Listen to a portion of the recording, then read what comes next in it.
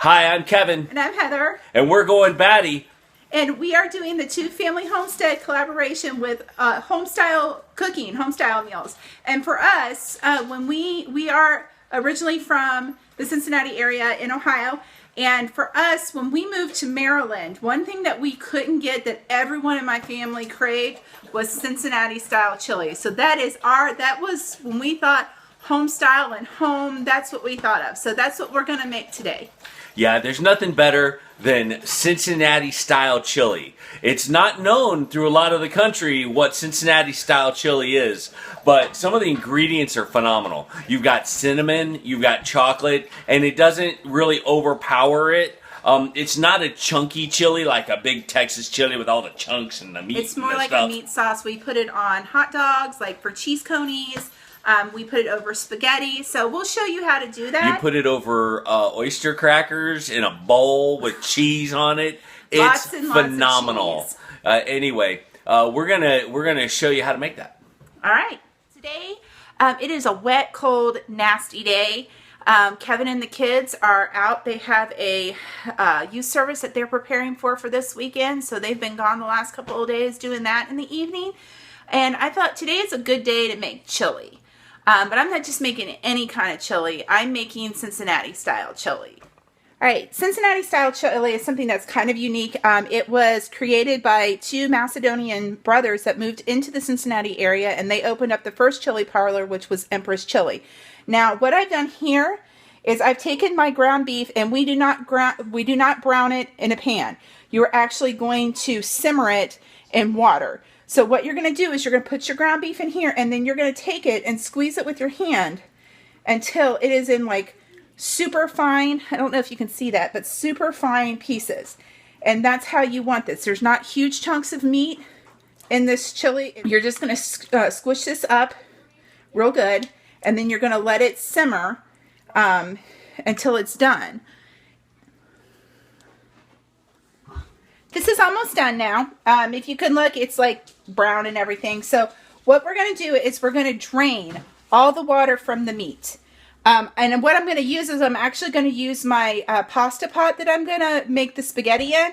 And then we'll just dump the grease out. So that way I'm not dirtying up a whole bunch of dishes.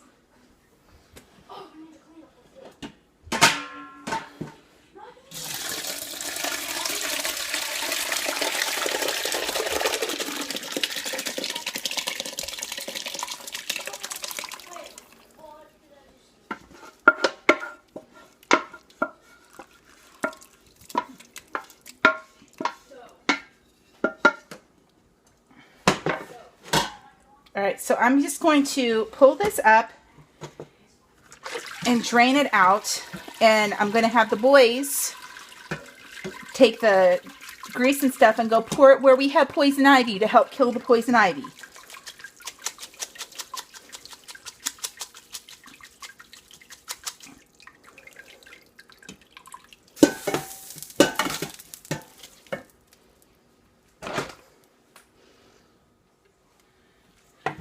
All right, so if you look now, this is really, really super fine, if you can see that. And what we're going to do is, right now I have it on high, and I'm going to turn it down to about 5, but you're going to cook it a little bit and let the excess liquid kind of cook off of it.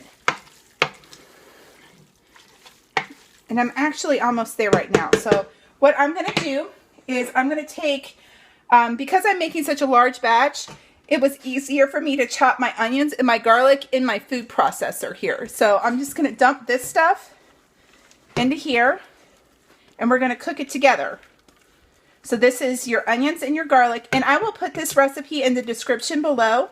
So if you want to give it a try, I would encourage you to do that.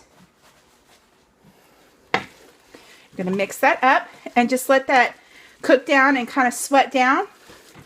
And like I said, these onions are chopped really, really, really fine. So you're not going to have like huge pieces of onion and garlic in it.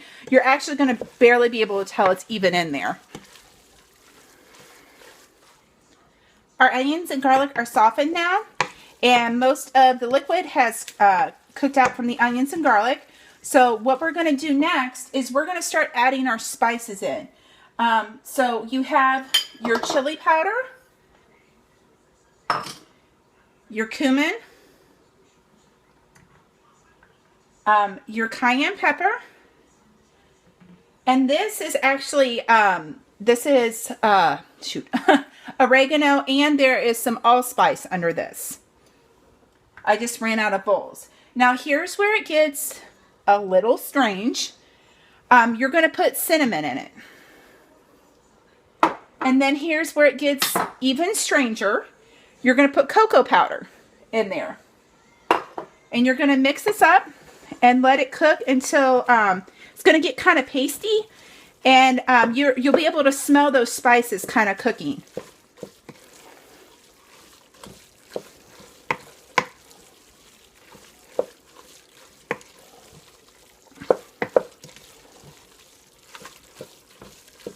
And this is probably going to take about, I don't know, like maybe 5. Mine might take a little longer because it's a bigger batch, 5 to 10 minutes. Oh, the thing I did forget to add is I forgot to add the bay leaves too. You're going to need some bay leaves in it.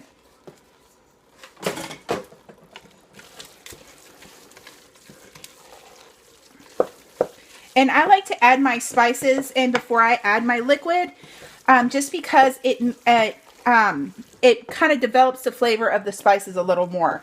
When your spices are cooked in with a little bit of like grease that's left for the hamburger, I mean, there's not a lot. It will actually bring out the flavor of your spices much better than if you just put it in with your liquids. And you're going to kind of want to keep stirring it so that it doesn't stick to the bottom and that your spices don't burn.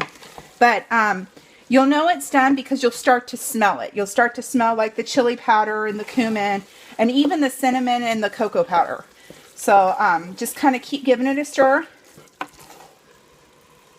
The spices have cooked in the meat and the onion mix for about 3 minutes for me. I forgot to turn my burner down, so it didn't take quite as long. So the next thing that we're going to add is, right now I'm going to add a little bit of salt to it. You don't want... I always add just a little bit. You can always adjust the salt at the end. You can put more in, but you can't take salt away, and you don't want it too salty. Alright, so now we're going to start adding our liquids. I've got two 28-ounce cans of crushed tomatoes.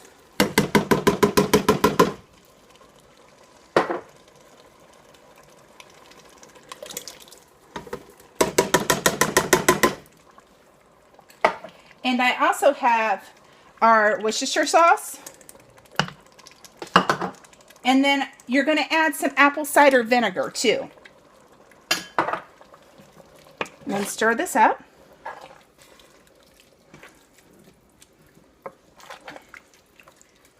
Alright, and the other thing you want to keep on hand, you may need it, you may not, is you want to keep some beef stock on hand. And Cincinnati style chili is not super thick. It's actually kind of a thin chili. So I'm going to add a little bit of beef stock in here right now to kind of thin it out a little bit. And you'll want to keep this on hand in case it starts thickening up on you as you're cooking it. Because you're going to let this cook. I would let it cook for at least an hour. And then, you know, kind of, you can let it cook all day long if you want. It's really good if you let it cook all day long. But right now we're just going to let it cook for an hour because everybody is coming home right now. If you just heard the front door slam. And we're going to let this cook, and I'm going to get my spaghetti noodles ready. And this is about the consistency that you wanted. It wants to be, it's about that. My husband's home, just so you know, in case you didn't hear that.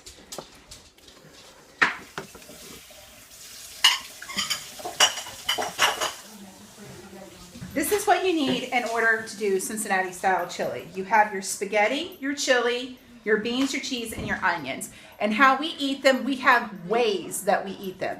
There is a 2-way, which is just your spaghetti and chili.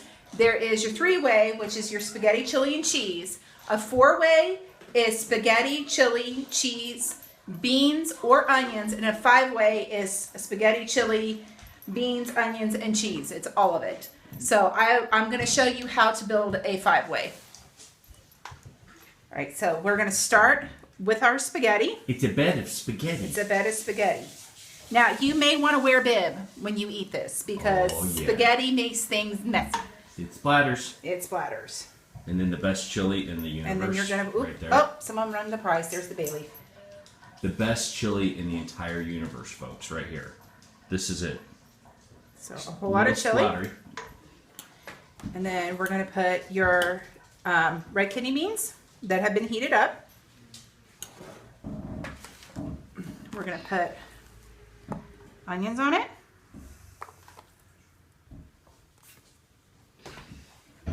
And then a whole lot of cheese. Oh, yeah. And that is Cincinnati style chili. That is a Cincinnati style 5-way. Oh, and we like it with hot sauce on it. So you'll put hot sauce on it. If I can get it open, we'll put a little bit of hot sauce on it, and you'll eat it with oyster crackers. And that's how we do it. So that's our comfort food. When we were in Maryland, this is what we would cook to make us feel at home. This is our home style meal. Home style. So check out Two Family Homestead. Check out their other home style meals. I think they have over 30 of them right now. So check out Bandana Grandma's channel. Yeah, she did. Was it chili stuffed cornbread? Mm-hmm. So and always check out the Big Family Homestead because they got all kinds of home cooking going on over there. Yeah. So, all right. All right. See you later. Have a good one. Bye.